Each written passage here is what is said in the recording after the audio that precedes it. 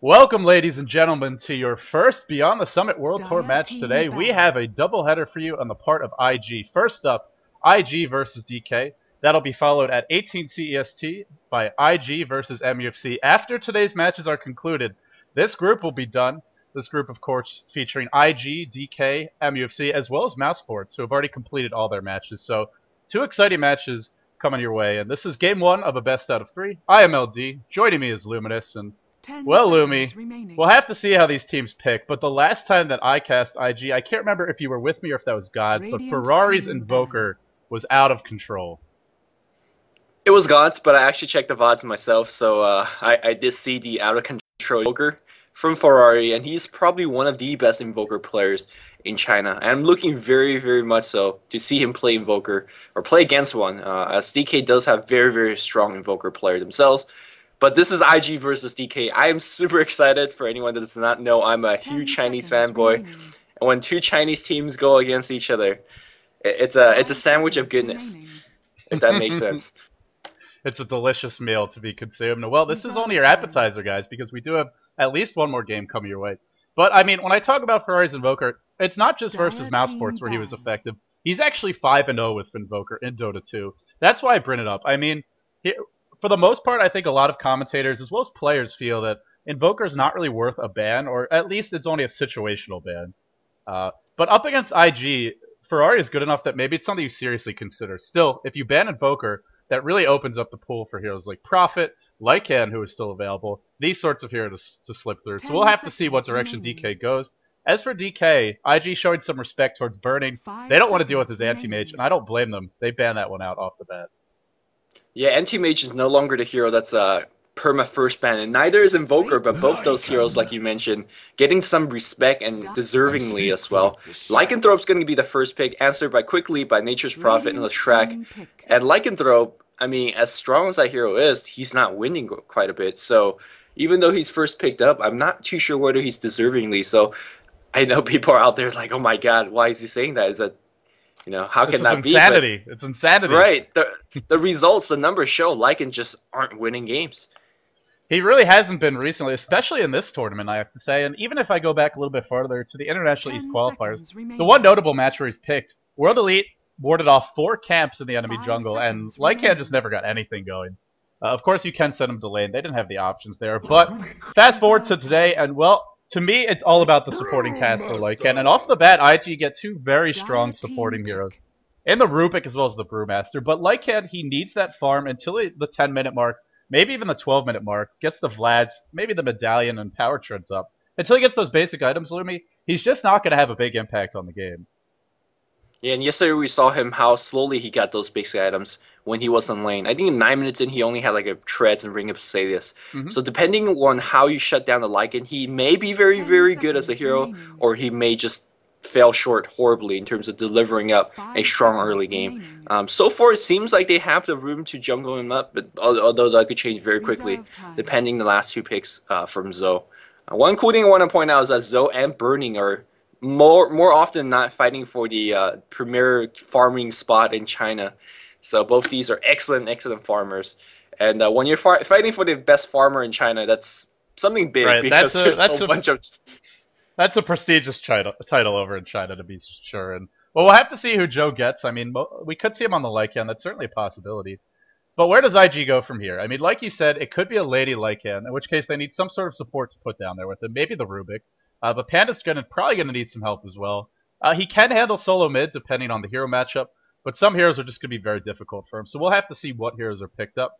There's a lot of strong solos in the pool, Lumi. And I expect heroes like Windrunner, Queen of Pain, to either be banned or picked up pretty quickly as we move towards the second stage, as well as the Lone Druid, another very strong laning hero, and both of these teams would be happy to put really any of those onto their team. Lone Druid wouldn't be a bad choice, but it seems like they're going to go for Sand King, and I'm a little bit worried about this. In between Brewmaster and Lycanthrope, you have to have a whole bunch of stuns, and so far I don't think it's enough. Royal Strike and Spliff is great and all, but you have to deal with 2 heroes. And most of the time, you want to chain stun them to death. Brewmaster, if it pops off the ultimate, the team fight's going to be insanely difficult. Lycanthrope, well, I mean, depending on him getting BKB or not, he's going to be a beast to deal with. So in combination of these two against each other, with each other, and now you ban out the Lone Druid, I'm not sure what heroes actually in the pool that could answer this. Perhaps a Void. We haven't seen that for a long time, but it's not looking really good for DK. Well, the thing about Void is, as far as carries go, he gives you that big ultimate. It does go through BKB. It's actually a great way to deal with Brewmaster as well, because the Panda Ancients will be held in place by it, so it can be effective against him. But, you know, Void requires a lot of farm, needs a lot of items. You already have a Sand Kid, a Prophet, and Leshrac, and even if one or two of these are supports, they still need some farm and some levels. So I'm not sure if there's a place for Void on this team, especially against Lycan, because that clock, it will be ticking from the very first few moments of the game. An option for DK, and we saw this, I think this was how the Lycan was shut down yesterday, if I remember correctly. It was an offensive tri-lane featuring, I believe, a Morph lane, I want to say. And just a lot of burst damage. If he's in lane, you can really punish him. And if he's not, well, you can roam into the jungle and try and catch him out there, especially with Prophet on the field. I think Prophet is actually one of the best heroes to deal with Lycan early, because he can show up. And even though the Sprout may not be effective, Quelling Blade likely to eat Lycan's way out of it. Just a couple auto attacks. Oftentimes, that's all you need to get the kill. Yeah, a lot of strategies featuring whatever strategy that features a way to deal with Lycan also involves a Prophet. The earlier one you mentioned where you dropped off Force Observer in the enemy jungle was from a Prophet TPing in right after the horn started and placing those wards. That was very, very annoying. But for now, yeah, we'll see exactly how this is going to be going up. Templar Assassin is going to get the ban, so a little bit of worry about those early game dives that DK can be doing. But for now, we have no idea which hero Burning will be playing. It could be a Nature's Prophet that can get, you know, very, very far, but I expect something very, very hard carry for him to be putting his hands on. Yeah, I mean, we're starting to get towards uncharted territory. As of late for Burning, it's pretty much been anti-mage or Panda every game that I've cast him. That's at least 5 or 6 games. Now, of course, he can play a lot of other heroes. We just haven't seen it as of late. I think Morphling is the one to keep our eyes on here. A lot of mobility, and against Lycan, he can be a real pain in the butt. But just because you can waveform into areas where Lycan can't get to, wave up cliffs, wave down them, chase if you need to, and then run away. Also, the Morph ability makes it hard to kill him down. Plus, if Lycan gets big, he usually goes for aura-based items, at least the Vlads. And a Replicate can help you out in that regard as well. So I think it would be a decent choice in this game. And, hey, it's a Burning hero. But we'll have to see. It doesn't get banned. Instead, it's Shadow Demon that does. And I really like this ban, Lumi, because they're probably looking to dual lane the Brewmaster. At least that would be my guess. In which case, Shadow Demon would be the perfect setup hero.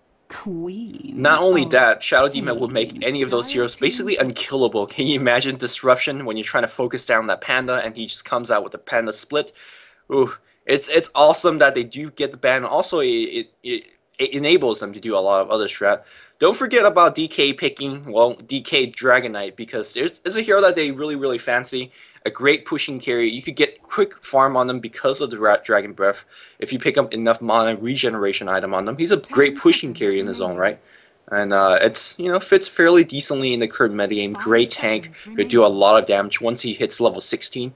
So that is still an option, but again, it's a hero that requires a lot of farm. And you talked about earlier how Void is already taking a lot of farm if he's picked up. So maybe with the similar lineup similar.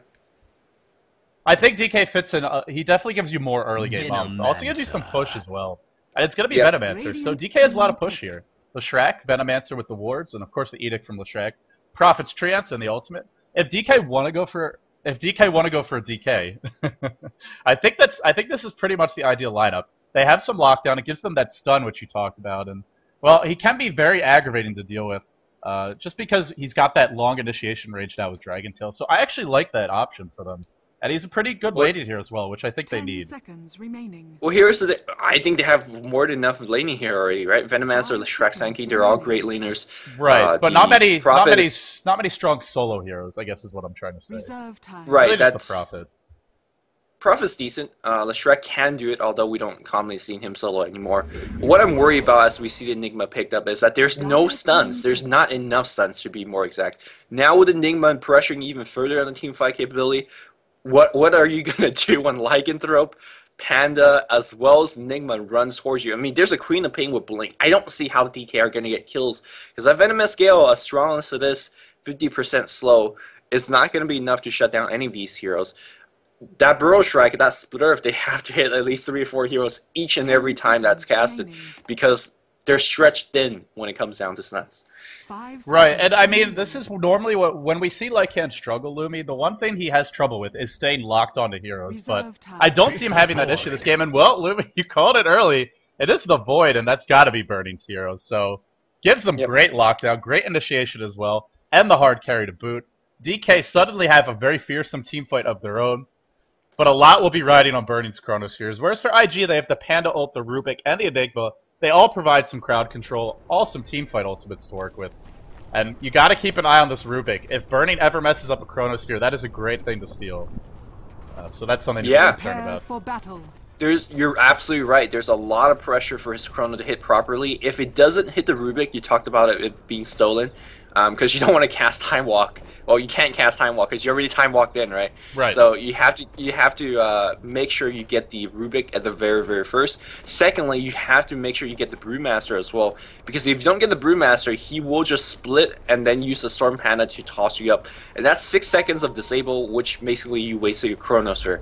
So a lot of pressure on Burning to get it properly. But if there's one player that can get it right, it's probably Burning. Well, we'll have to see how DK want to land this one. For the moment, Burning heading into the enemy jungle, has a Quelling Blade picked up, no Stout Shield.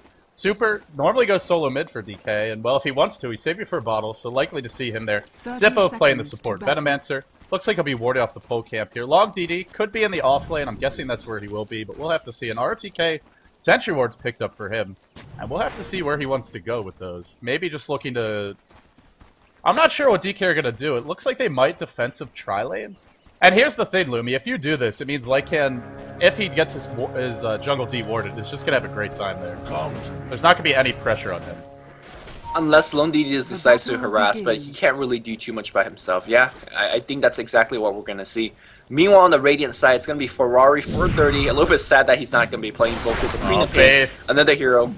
Oh, back in the Ancient Camp here as we see Faith down to about half HP, and the right hits just don't stop coming. Ferrari perhaps going for the deny. First blood gets picked up by Burning. That's something you don't want to see. But yeah, Ferrari playing the 430. No deny attempt there against the Poison. We have Zoe going into the jungle. He is going to be Quelling Blading it up, saving 250 gold. Very curious what that might be. Tron trying to work against this pull, but YYF when the Panda pulling it up, so the lane now transitions into the jungle. And we have a Faith just responding on Enigma. It's not too bad for Long DD. At least he's fairly close to his tower. It would be somewhat difficult to get a kill, but middle lane, it's Ferrari. Oh no, blinks away, lives with a belt and health there, Lumi. One more auto attack gets the kill. Huge misplay by Ferrari. Walks back into auto attack range, and he gets picked off. Had to have been a misclick there, and Super punishes him. Off the bat, DK off to just a fantastic start. And now life is going to be really hard for Ferrari, because with that early kill, Super has boots, and that means much better chance of chasing him down. Definitely. I mean, you might have Blink, but there's 2 stuns on the other side. That's really, really difficult to deal with.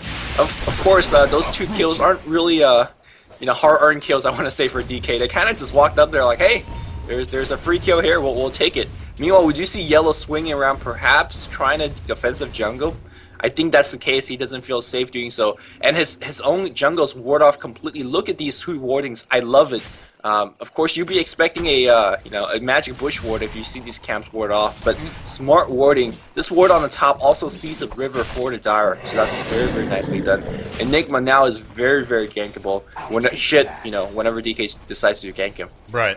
And the other thing to point out here is there's no Sentry Wards in IG. I gotta say, I'm a little surprised to see this. Normally, you'll see the Chinese teams always start with a pair of Sentry Wards, or at least have the gold for it. Oh, Haystrom picked up by RTK. Wants to go on Faith here. Not actually trying to body block him just yet, but in comes 430 Ferrari, and that should back him up. Prophet TP gets canceled.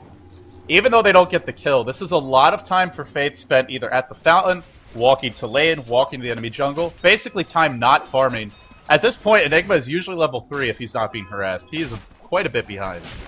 Yeah, he's harassed so much, he died once. I do believe Lycan actually did save 250 gold for Sentry Ward if need be, but he just chose not to buy it. Right. So very, very curious choice. He's upgrading a Ring of Blaze right now, working towards that Vlad. But for now, my eyes is on the mid lane, and 430 is just having a tough time. He's got a deny to his name. And Yeru, Super, who's only got 1 last hit, ROTKs, Sorry, what am I looking at? I'm looking at the kill score. I was like, oh, he's 0-1. That's I was like, that's pretty poor last hit. And I not... looked at everyone else like, that's... Alright, wrong thing. 11-4 on this track. ROTK's at 0-0. Queen of Pain actually 4-1, so still doing very poorly. But yeah, Super getting his last hit into Nyon. Well, this is what we saw in game number 2. And it was actually worse between Mousesports and IG, but Ferrari got shut down really hard. He still found a way to come back. That game he was Invoker. This game he's a hero that's even better at farming than the Queen of Pain. In fact, a lot better. So don't count Ferrari out of this, but for the moment he is being shut down, and that's the goal of this duel lane here. As we see ROTK going for a dive, but takes the tower aggro and clicks a creep. Only takes a couple of shots there. And well, bottom lane as Long DD gets pulled back in, clap to follow. YYF wants to kill. Will the TP be in time? I believe it will. It is indeed. Close call there for him. Well played by Lone DD. If he decides to try to run for it for any, 2 second, 3 second, he'll be dead. So good job by him, just TPing immediately, not even regenerating back to full. And he just comes right back. Don't want to miss any EXP because it's a precious time that creeps are actually in front of you, tower. You don't see that quite often on that long lane, so he's coming right back. He's fine, he's getting some last hits. Bernie's going for a Midas, and he's got it. 4 minutes in, hand of Midas complete. 27 CS, and on top of that, a first blood. Well, we said he needed a lot of farm. This is definitely going to help in that regard. This is a fantastic He's definitely going to get a lot of farm, but it would not surprise me at all if he's going to just get a Battle Fury immediately afterwards. Bottom lane. 4 minute advice is no big deal, as we do see, or not big deal, a huge deal. My eyes was on the bot lane, though the action was so fast that when I looked at it was on. But the push is going to be commencing, I imagine. As IGs though, no points in the How, which is completely standard, although you might actually consider putting some because, well, the tower is freely left open for you to push. Yeah, the clap's going to be used, Fable is going to be used as well, and they're going to just go straight on the tower. Tower in big trouble. Meanwhile, on the top lane, the same thing happening here as Lone DD porting in, not defending the bot. With his Ring of Passages turned on, this tier 1 tower on the top will be destroyed first, I believe. Well, it's the trade-off for putting profit in that off lane, maybe. You have a strong dual lane mid, you have a strong dual lane top. You get kills in both of those lanes, but you have nothing to deal with Joe coming out of the jungle early. Generally, we don't see Lycans do this, but when it's just a solo profit bottom, why not? I mean, you get the free towers. So because of the way DK choose to lane this, they are going for the trade-off. They get the tower top, like you mentioned, and in comes Birdie. Big dive up top. Once Faith, Chrono available, he uses it. No TPs. Looks like they're just going to go for the tier 2 instead on the bottom lane. There's the Malefice, burning only a level of Malefice. Look how behind Faith is. Oh man, he will survive. Chrono is used up, and IG gets a tier 2. That's not bad, and in fact, Lumi, they're going high ground. They want some TPs back. Yeah, they want to force a couple. There's 2 mid, 3 bot. I think the TPs will come very, very soon. Burning did not last at that tower. He's going to be very low in HP, but he should be absolutely fine after picking Ring of Bow. Here comes the teleport scroll. But Lone DD won't be enough as he teleport in the wrong neighborhood. And the IG just force him back. Immediate buyback from Nature's Prophet, which probably costs like 400 gold. Because he's fine. He's going to be okay now. And that did force him back, but it was a costly defense. Tier 3 down to half HP. Lone DD had to buy back after a TP back. I think Radiant pretty happy with what they have so far. They're not happy about 4-minute Midas, but, can't really do too much about that. Right, well, they are getting the trade-offs, though. And in fact, they're only behind in gold by 500. After giving up a first blood and a 4-minute Midas, that's really not bad at all. In fact, I'd say they're holding their own, to say the least. And yeah. Well, now Burning with the early Rune of Health. Looks like he wants to go Battle Fury. This could be a Vanguard, but this is Burning. On the bot lane. Oh no. Pulled back in by telekinesis. He is screwed. The entire IG squad just like pushed and just waited. They just waited very patiently because they knew Prophet would push out. One of the oldest trick in the book, and unfortunately, Lone DD fell for it, and he's losing more gold. Well, here's the difference between the lineups. DK's carry in the form of Burning, he cannot apply this much pressure, whereas Joe can. With the Wolves up, he will force multiple TPs back. Burning just gonna be farming for now. Zippo gets pulled in. DK are really underestimating this. Burrow strike in, only a level 5 Sand King. Sandstorm pulling down, he's got it, Panda ult is used. Another TP in, they want Burning. No ultimate, DK with just really poor TPs here. Getting picked off one by one. Ferrari dropping low, he'll die to Super, and Super may save the day yet.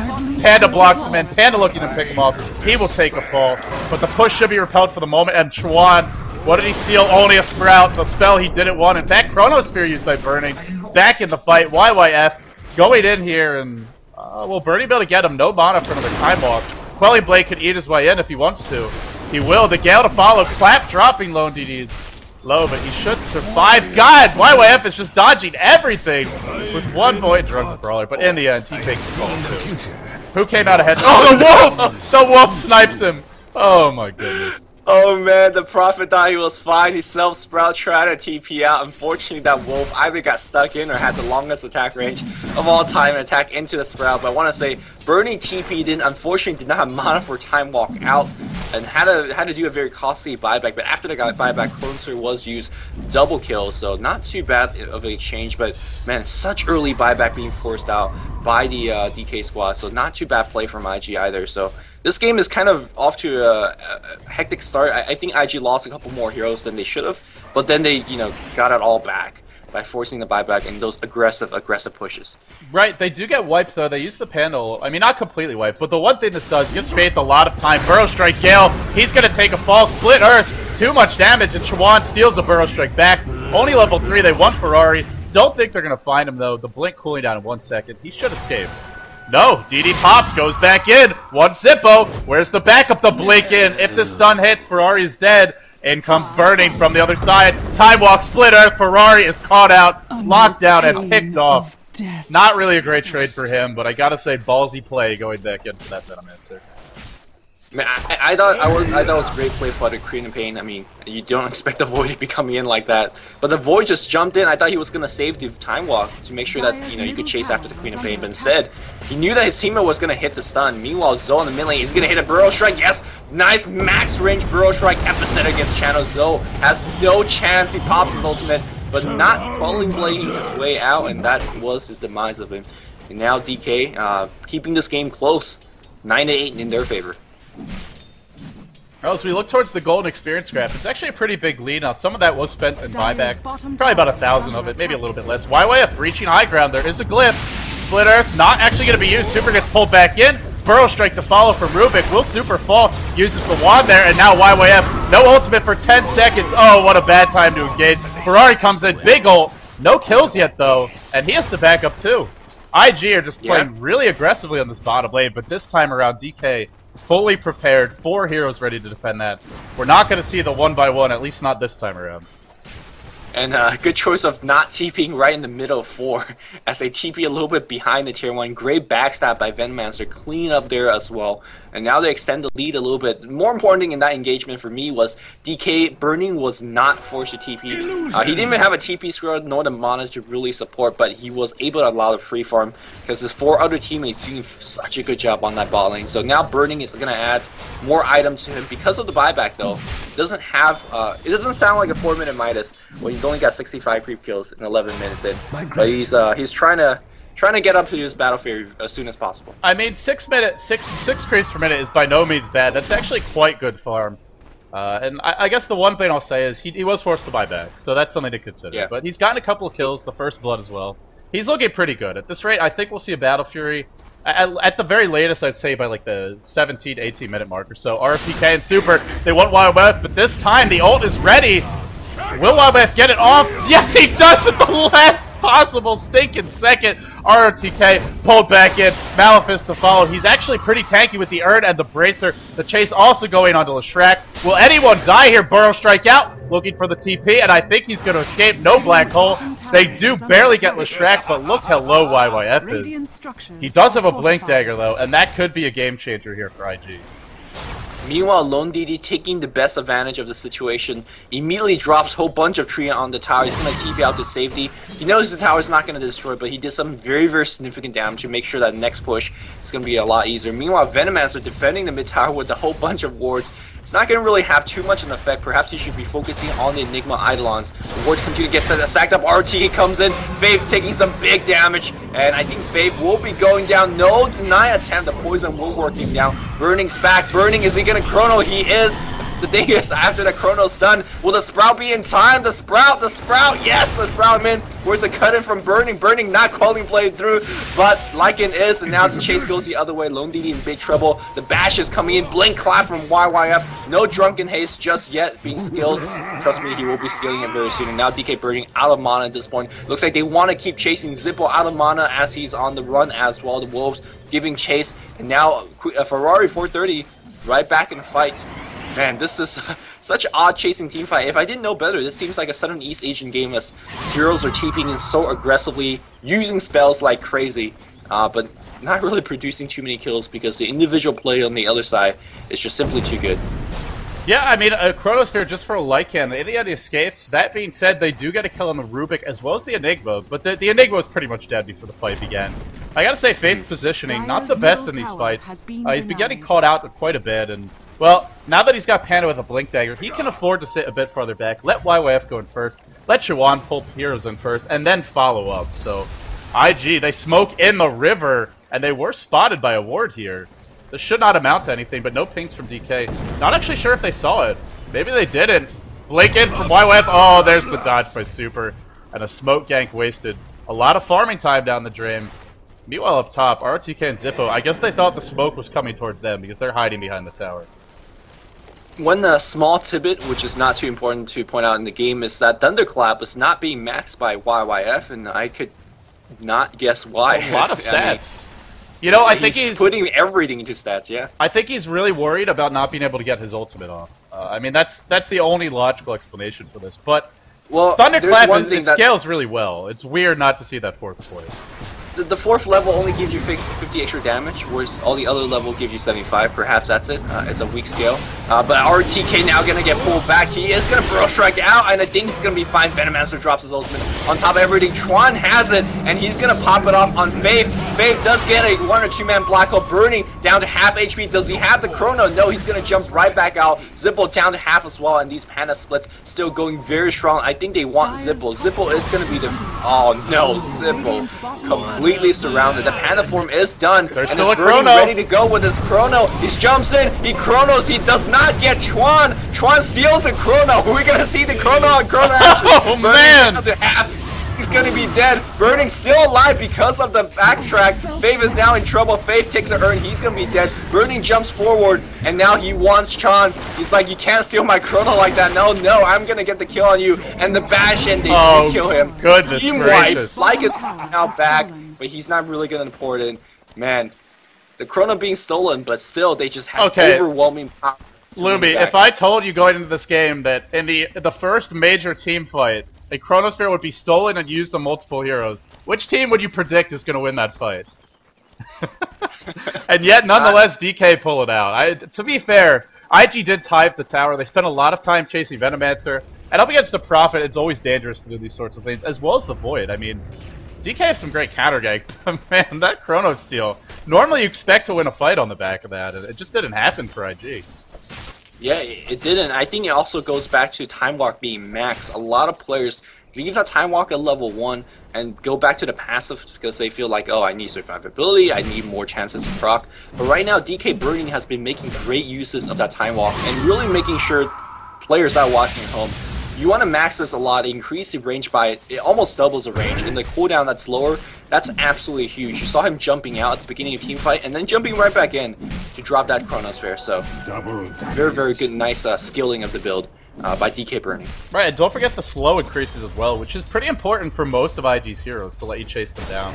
Now, of course, that won't help you against Lycan, but the other heroes, it will be nice. And well, for IG, what's the next step? You lose a fight pretty badly up top. They used all their ultimates. They're waiting for Panda ult to cooldown. They're waiting for the Black Hole to cooldown. Rubik does not have the Black Hole because he died, but Chuana's gotten Burrow Strike. And that's a pretty great initiation spell for him. The problem for Chuan is he is a support Rubik Lumi, and he doesn't have a great start. Only Arcane Boots and a Wand.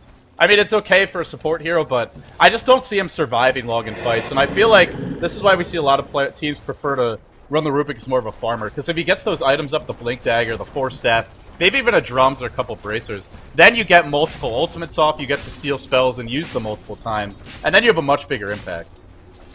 Yeah, having the Arcane Boots means he's going to be able to cycle through all his spells as much as he wants in a team fight, but that also means he won't be having enough HP or mobility to really cast the spells in the best position. IG Faith and his team just doing a 5-man smoke gank and didn't get too much done because the other team is expecting it. So I want to say that IG Sync just threw a lot of time into nothing, but DK is responding by throwing a lot of time into nothing themselves.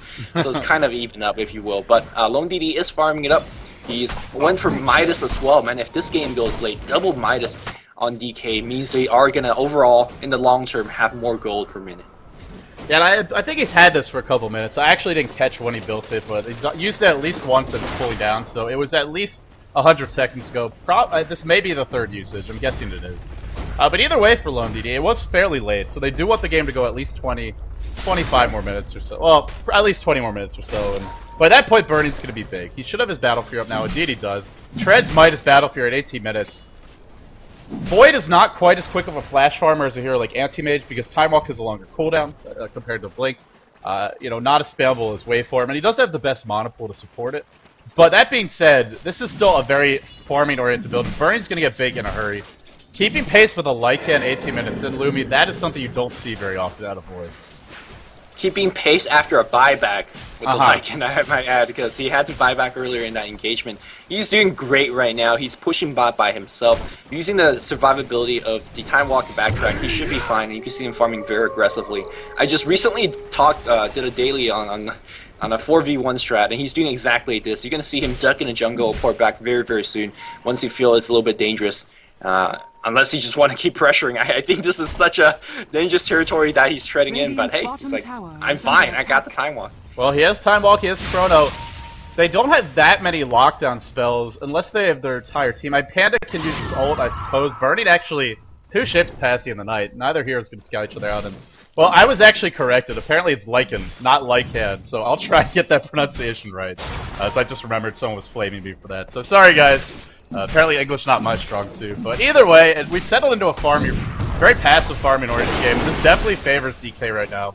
IG, they do need some core items, so I don't mind them farming for a certain amount of time, but I don't think they want to let this go forever. As middle lane, Joe gets caught out, Burrow Strike into Split Earth, but he will be able to get away. Still, they force out a non-level 16 ultimate. It will be down for quite a while. Blinking Clap, YYF fishing for an opening, not finding it so far, and here comes Burning. Penal used, Burning held in place, Black Hole just for Burning. Should be a pretty good fight if they burst him down. They do. Quaff ult as well. But look at Super out of control with this Pulse Nova. Just butchering everyone. Finally, YYF throws him up in the air. Targets him down. He should take a fall here out of mana. Ferrari dropping low. And Super. Is he really going to live? YYF. Oh my goodness. YYF wants him. In comes Ferrari looking for one more blink. But that could spell the end for him. Edict is back up and Super is trying to bait it out. Not going to get it just yet. Here we go. The chase continuing. Zippo is diving very far for this. Gale is going to miss, and that should put an end to the engagement. But Ferrari, he's out for blood. He's thinking about it. And he's just going to farm instead. No, they just want the creeps. Well, that team fight, very aggressive jump. As you said that they forced out the Lycan ultimate, and the Radiant still decided to fight. Burning says, yeah, no Lycan ult, let's just go. He jumped in and wanted to get a Chrono on 3 or 4. The second that he hesitated and he got Black Hole, he got Sonic Wave. And even though he died, I think ultimately worked out fine because that was tier 3 ultimates, AoE ultimates to be exact, just for one hero. And sure, the Void did die, but again, his teammate cleaned up, lushed this whole bunch of AoE damage. Venomancer's always on top of everybody. So I think the selection of Radiant's ultimate has got to be a little bit better because that's the second team fight they lost because they just kind of overcommitted. In the previous team fight, remember they used the Panda ultimate to chase down a Venomancer. Black Hole again was just on the single hero. If they keep doing things like these, I mean they do have a lot of AoE ultimate, but it's going to start to pay them. Right, it's going to start to hurt them, excuse me. Yeah, I agree. Yeah.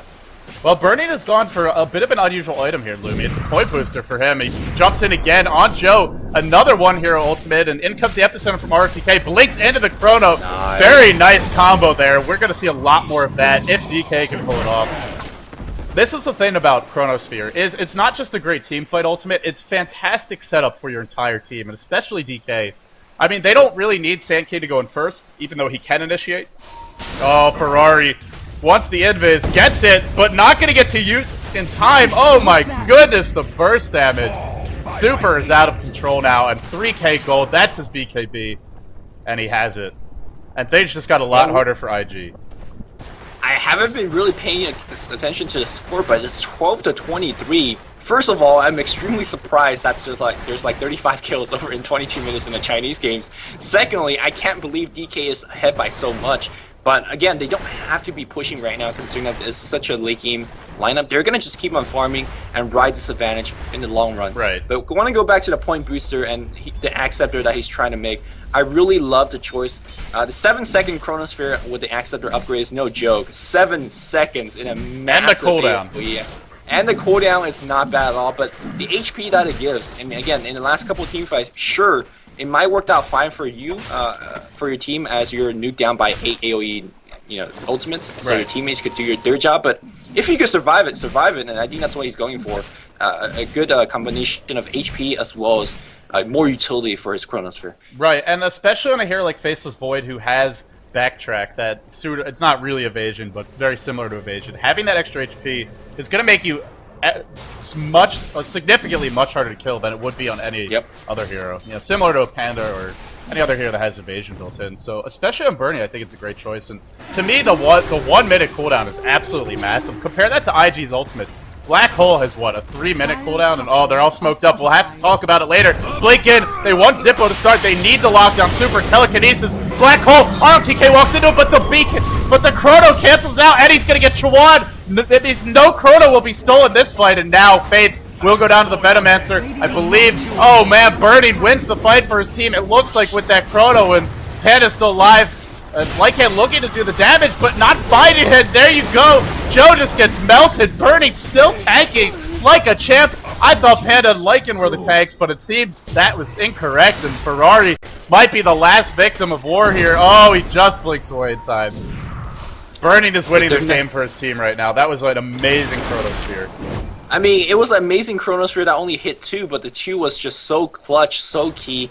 Rubik and Enigma, once those are out of the way, look at it. There's actually no hard disable. So those two getting Chronosphere was absolutely huge.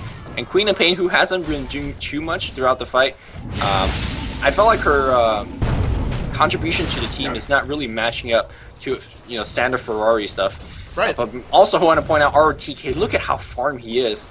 Sanking with the Boots Travel, Bleeding Dagger, and a very, very used Urn in like 25 minutes. There are no easy targets on DK here. Look at the Venomancer. Even he has Mechanism, Bracer, and he's playing hard support, as well as the Arcane Boots and super BKB drums. You really can't kill him. Maybe if you hit a Black Hole and you combo everything up before he gets the BKB off. That's it. RTK 1500 health, long DD, 1800 with the Ultimate Orb as well as Aghanim. So there's just no easy kills. And when you have this kind of wombo combo, big AoE ultimate lineup, as well as when your Lycan is just getting kited and locked down by the Void. I mean, for the most of the fights, Lycan has just not been a factor. He can't chase, there's too many stuns. And he went for the pushing build, Lumi, and it's something we've seen players favoring, but it feels like in these team fights, oh, they go in on Ferrari, Burrow Strike, Split Earth, and he dies. Once again, Ferrari gets caught out. I think we've seen this movie before, and IG don't like how it ends. It's Ferrari dying, and then that turns into a tower. But yeah, Lycan has just not been a factor. It's a lot of team fights, but just not able to do much in them. And this tier 2 also means that the Roshan is going to be tempted soon after for the Dire Squad. It is sitting there by himself. Perhaps I want to go for Brown, but no, he's so mobile with that Blink Dagger. He should be absolutely fine. What DK is looking for right now is pushing all lanes Creep Equilibrium just for a little bit more, and they're going to meet up at Roshan for a rendezvous. Burning, by the way, 1300 gold after having to accept their finish. Chilling at a 1600 HP, but you talked about the pseudo-survival, pseudo-evasion, if you will, of that backtrack. And the different thing between, a standard backtrack like a Butterfly or a evasion like the Panda, this thing backtracks spells as well, which is absolutely right, against IG. Yeah, against IG lineup, that's really tough. Bernie has the Aghanims up at 1400 gold. What will he go for next? He's pretty tanky. We sometimes see BKB on Void just to give him more magic immunity, but I feel like he's already hitting good Chronos. Maybe you just go for damage items, some lifesteal at this point. I guess maybe save for buyback, although DK still have 2 of their outer towers. Either way, Aegis going on to Burning, so with that Aegis, probably should be damage, right? Immortality. I think anything that he gets should be absolutely fine. MKB is a good mixture of both attack speed and damage. If you want survivability, lifesteal wouldn't be bad, but I'm not sure if he's going to get focused down either. I want to correct myself earlier. I said 7 seconds of Chronosphere. It's 6 instead, which does matter from time to time. But it's still nice. It's still good. It's still but the cooldown to me is the even bigger thing. A minute cooldown. Look at the Panda ultimate. 160 seconds now, even with YYF hit 16, which is not coming for a while. That's over double the cooldown. This Chronosphere can be used twice, and then some, for every single Panda ult. 3 times for every single Enigma ult. There's a lot more pressure now on Chuan than there has been before to steal it, but with no items, I just don't see how he does it. No Force Staff, no Blink Dagger. Burning's really going to have to mess up to give this Chrono away. The thing is, if he does mess up, well, right. Rubik's going to get an Axe Scepter upgraded Chronosphere, so that's a silver lining, although you don't want to count on DK messing up, because I think Burning, so far he has messed up one Chronosphere, and the one that he did mess up, Rubik was just like tiny pixels. He was barely out of range. I'm sure Burning was as surprised as I was for him missing that one.